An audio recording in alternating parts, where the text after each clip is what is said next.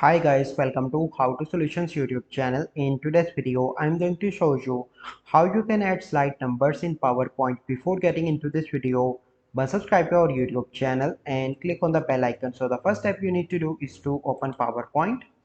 Once you open PowerPoint, you simply need to go into the and that is the option that is insert. So here you can see that.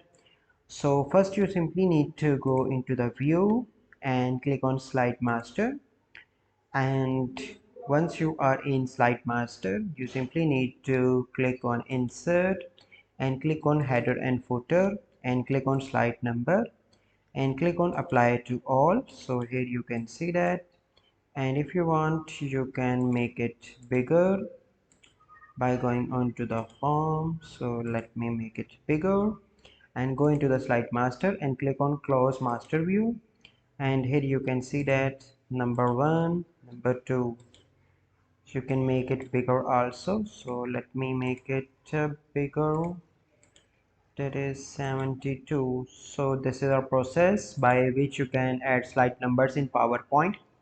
I hope you find this video helpful. If you find this video helpful, must like this video, subscribe to our YouTube channel for future videos. Well, see you in the next video. Thank you. Have a good day.